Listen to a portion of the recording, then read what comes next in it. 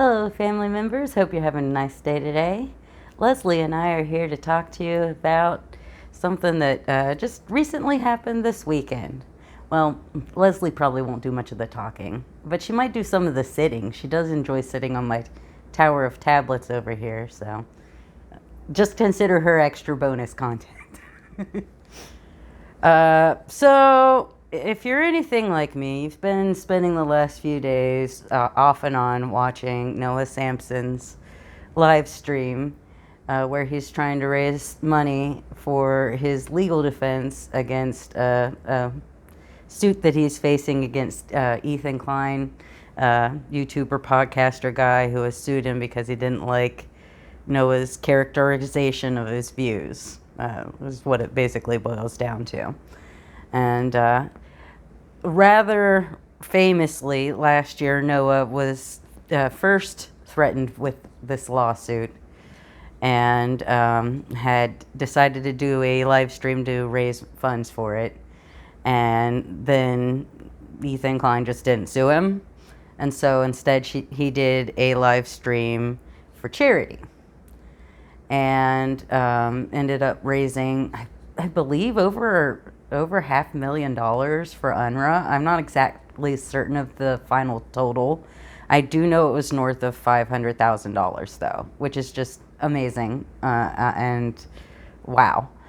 And then fast forward almost a year later, 2 days before the statute of limitations run out, Ethan Klein does in fact file suit. So now Noah does actually need to raise money, so he does the live stream again, trying to make money for his legal defense now. And his goal was $200,000, and then anything that was over that would be given to charity. And given what had happened the previous year, I think that was a reasonable goal. But here we are. It is, I believe, day 6 of the stream. It started, I think, on Friday, and it's up Tuesday now. And they're only at about 100,000. I just checked before I started filming. And that's got to be incredibly upsetting for Noah and for anyone who supports him. You know, not only has he not raised what he believes he may need for his legal defense, but he also hasn't even been able to raise anything, over that, which would have gone to charity. You know, he probably had some expectation that he would not only fund his legal fund, but raise charity, and he hasn't gotten to do much of either. Or, I mean, I wouldn't say much of. $100,000 is still a lot of money, but it's still, it must be disappointing. And right now he's actually on speaking with, I believe, a Palestinian activist and raising money for that cause, not his legal defense. If you go and like click on the donate link in his stream right now, it's going to a different charity, which is, I think that's got to be good for him to be able to still make money for charity in the process of doing all this, even if it hasn't gone the way expected.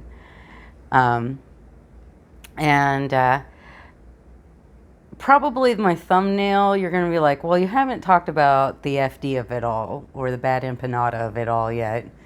And I'm getting there. This is the setup to why I think what happened is so important ultimately. I don't think Noah is as big of a streamer or a YouTuber in some ways as he was last year. I think he's fallen off a lot because his content changed so much after October 7th, the Hamas attack that led to the current unrelenting Palestinian genocide.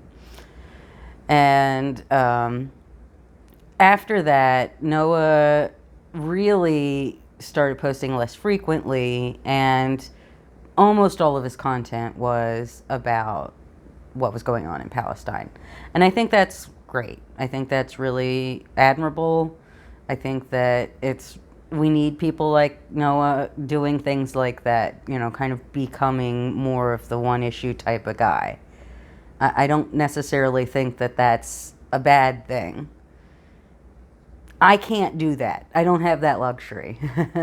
I've seen too much here within the United States. I'm from West Virginia. Noah isn't from West Virginia. I think he's from Southern California. I'm pretty sure. I've seen things he may not even be able to comprehend within our own country, And I also, my father taught profoundly mentally impaired children in West Virginia.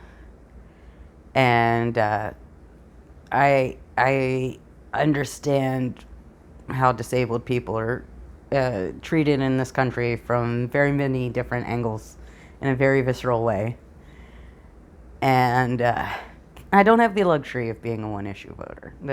There's other people whose lives are on the line a lot closer to home that I have to worry about too. I don't mean that to say that I don't worry about and don't pray about and don't value advocacy for against foreign wars, especially from our own country. That needs to be done too. It's just I personally can't devote myself only to that. You know what I mean? That's what I'm saying. And so I'm glad to see people like him who do that. And his stream, started out Saturday. He had scheduled a conversation with FD Signifer, who's another YouTuber who I appreciate greatly. And so I was looking forward to that. I don't usually like just people talking to each other. Interviews or casual conversations, even just streams. That kind of content doesn't really speak to me very much. My thoughts are so disorganized that I think that when I'm taking in other people's thoughts, I need a little bit of more organization, a little more production, editing and stuff to make it kind of stick in my brain, which is why I prefer video essays more over like streaming. But, I was kind of looking forward to the conversation between the two of them because I think they're both thoughtful people who have different priorities. And, having two people who broadly agree but have key differences in the way that they move in the world, those are the most interesting conversations to me because they don't have to argue about big stuff. They can argue about nuances and things on the edges. And I don't know, I just find those conversations particularly interesting at times. And so I tune in, and the conversation is just kind of warming up, and then it just gets completely derailed by people who are fans of Bad Empanada in the comment section in the stream, in the chat. And in retrospect, it seems very purposeful, right? Like, they were not there to talk about that guy. They weren't even there to talk about like YouTube culture or anything like that. They had a planned like tier list activity they were going to do together. Like, they had a structure for what they were going to do, and the structure got completely derailed by the chat. And I didn't really realize that until I was watching FD Signifier's video breaking down what happened after this, that he uploaded to his FD Streams channel today. But that is what happened. Like, this guy has been trying to apparently get FD's attention for some time now, which FD in his video shows receipts of this guy asking for FD's opinion, like, by email years ago, Like, interesting. This guy just really wants FD's attention, obviously. And so he's got his chat all excited about it. And so they were there and they were trying to muscle their way in. And it worked. He started talking about what they were talking about. He was just like, let me clear the air and say my piece. And then once that started, it completely derailed everything. Just everything. And I was, watching this whole thing unfold as I was also kind of like half doing some other things here and there, on my Saturday morning around the house, right? Taking the dog in and out or feeding the cats or whatever the things that you're doing on a Saturday. And it's just absolutely infuriating in retrospect how that happened. That this was allowed to just take everything over. And this is one thing that FD said in his video about this whole interaction, was that this was Bad Empanada using Noah. And at first I thought that was a little bit of a maybe hyperbole or maybe an overstatement of case. The more I think about it, maybe so. I don't know how far in advance this was maybe planned, but FD points out in his video that Bad Empanada did the exact same thing last year on Noah's charity stream with Hassan Piker, and it worked then too. It's very interesting. In fact, that's how I ever heard of this Bad Empanada guy. I had never heard of him before Noah's charity stream last year, and I hadn't thought about him, I think, probably since then, until this last Saturday. It's very interesting that there doesn't seem to be a lot of overlap between the people who would watch Noah and the people who take anything of value out of this Bad Empanada guy. But the fact that there's a personal friendship, acquaintanceship, whatever, between the two of them has allowed, him to come to the attention of people that he wouldn't have come to the attention of otherwise. And gotten a public response out of, big leftist media figures like FD, Signifer, and Hassan Piker. You might not have ever gotten any sort of attention out of those guys otherwise. Interesting, right? So maybe the FD is right. Maybe that is actually what's going on here. Maybe it is a deliberate, using of one person by another person. I don't know. I don't know if there's any real friendship between Noah Samsen and Bad Empanada. I really don't. It didn't seem like it. When I was watching that conversation on Saturday, I mean, from the very second that Bad Empanada guy came on screen, he was being insulting and rude and dismissive. I mean, I'll upload a couple of pictures that I took of my comments in the chat from FD's video, where I'm basically making the same points that FD was making, but in real time, because, I was chatting, and he was, in the middle of this, like, non-debate debate or whatever. I don't even know what to call it, performance art by Bad Empanada that did not go his way. I will say, after the conversation, Noah said something, and the chat was like, who won this? And it's like, 1 if you think FD, 2 if you think Bad Empanada. And there was a pretty even distribution between FD, Bad Empanada, and nobody. A lot of people were doing write-in votes for nobody won in that conversation. So, because it didn't, at the time, it did not at all feel like a productive conversation in any way, shape, or form.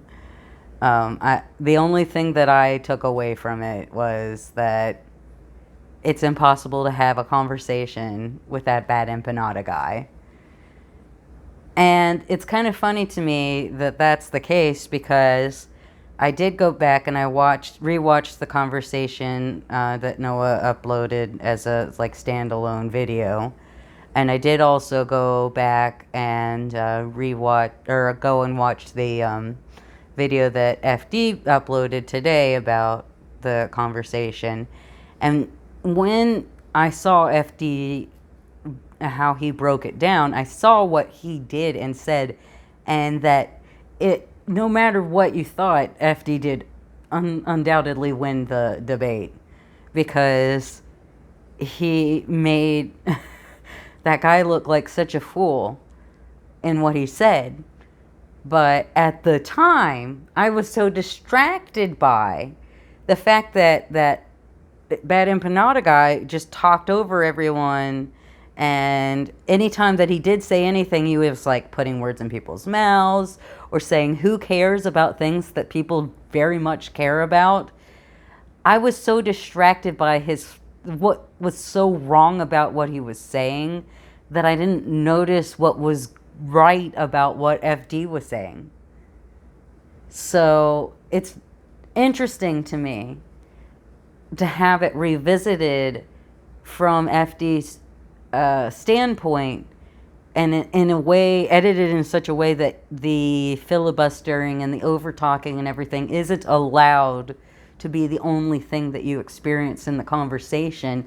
And when that's taken away, how much clearer it is that it was fully FD's. Now, in the moment, I still thought it was FD's, but I thought it was in FD's because there was no information that I took from Bad Empanada that was of any value. But that it wasn't just a win by default. It was a win-win. And so I guess in a way, Bad Empanada was able to camouflage that to a certain extent and made himself look a little bit less like a complete loser when he was in fact losing on every and every particular way that you could describe losing in a debate. So maybe there's something to that. I don't know. My thought about that guy after last year and everything that happened last year and the weird, aggressive way that he discusses people who mostly agree with him but don't 100% agree with him was, well, he's not for me. But he seems like he's for some people. And the people that he's for, it's good for them to get information. So, okay, there's probably value in this guy. That was my general impression. Not for me, but for someone else other than me, and probably on the whole good. I don't think that anymore. So it is perhaps ultimately true that he lost that debate in every way he possibly could. Because any goodwill that he had from the Noah Samsen audience, anyone who was kind of willing to give him a benefit of doubt, even though we could see that he was kind of a jerk, I was probably completely turned off of him forever now. So I do think that it is very possibly true that his friendship, connection, acquaintanceship, whatever, professional respectfulness, whatever it is that that Noah sees as his connection with Bad Empanada did in fact hurt him. I don't think it's a complete coincidence that that went so badly and made Noah look so bad, because he let it go so badly and wasn't able to step in and keep it from going so badly. And let Bad Empanada put words in his mouth. I can't help but look at those differences in the fundraising total. He's at like 1/5. 80% less. And I can't help but think that this connection between Noah Samsen and Bad Empanada is costing Noah an awful lot. And maybe it's worth it to him. I don't know. I don't know the guy. I think that he's a very thoughtful young man. I think that he is very responsive to good faith criticism. I'm absolutely going to be following his stream until it ends, and his YouTube career beyond that. You know, I don't think there's anything that's happened that's going to turn me off of him entirely. But I do wonder if there's other people who were formerly fans of his that don't feel the same as I, that maybe do see this connection as unacceptable. The main point of contention between FD Signifer and this Bad Empanada guy, I don't know why I have to refer to him that way. Bad Empanada just doesn't, that's food. I don't know, I just don't, it doesn't feel like right to call a person food, but okay. Is that FD said that there are people waiting in the wings to call you X, Y, and Z, X, Y, or Z. Sorry, let me correct myself. If you, say the wrong thing or whatever as a leftist. And he was referring to Bad Empanada indirectly there, because Bad Empanada had used the term "sog slave" for a black leftist. Because he said don't use anti-Semitic language, basically. And apparently Bad Empanada and his people consider statements like "don't use anti-Semitic language" as tone policing, which is, as FD Signifer points out, a misunderstanding of tone policing. But that's beside the point. Zogs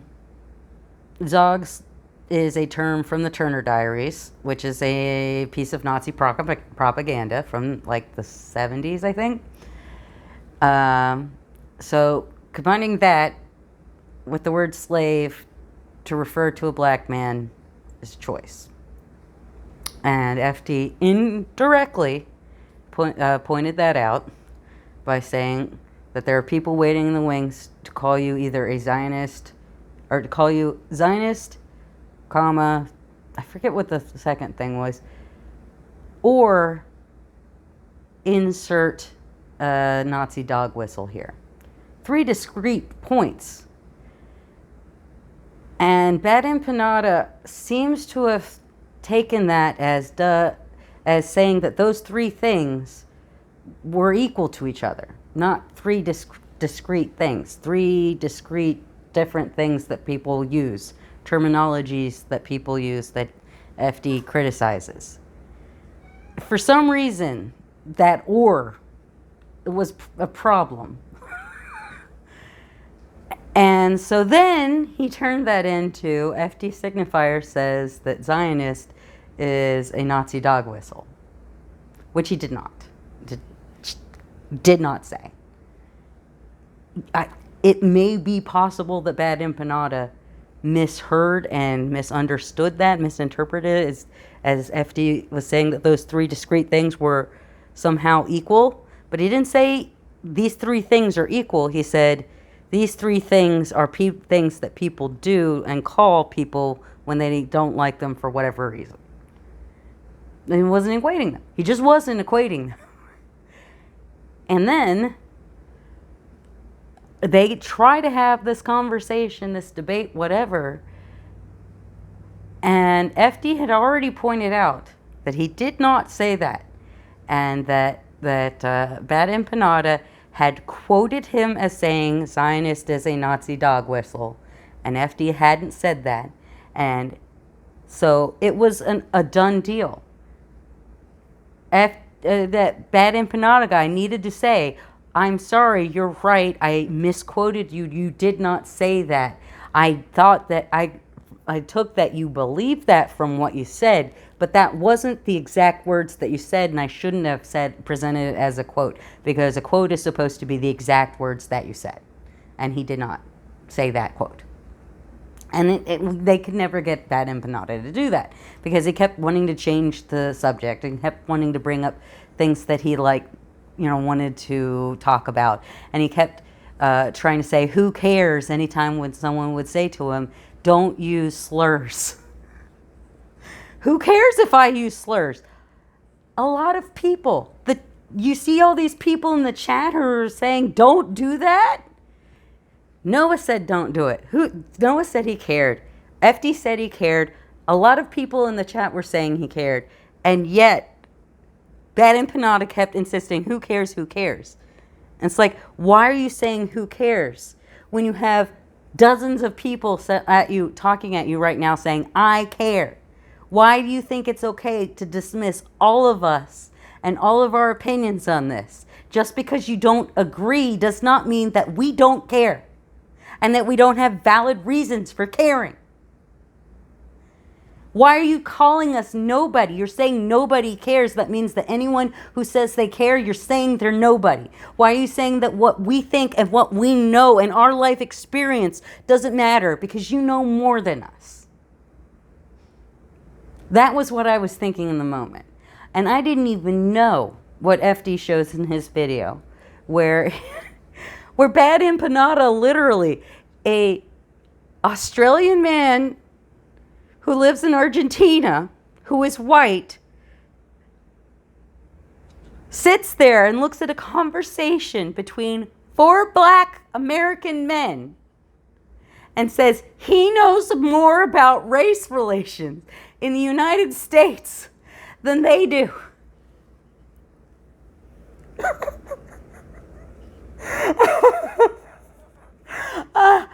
I mean,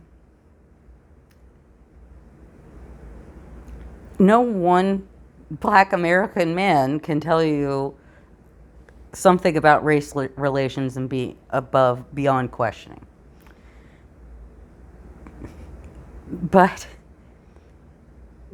these are four different people who have actual lived experience as racial minorities in the United States. I don't know how one white guy thinks that. And if he genuinely thinks that, then he is delusional.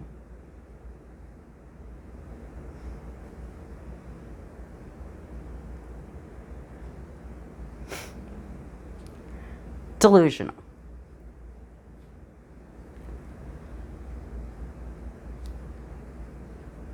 So, I, as a longtime Noah Samsen fan, do want to address Noah right now and say, I think that you need to seriously consider whether or not you are being used by this person, whether or not he is a genuine friend to you, whether his connection to you is adding value to your life, and whether or not he is harming you on a professional and personal level.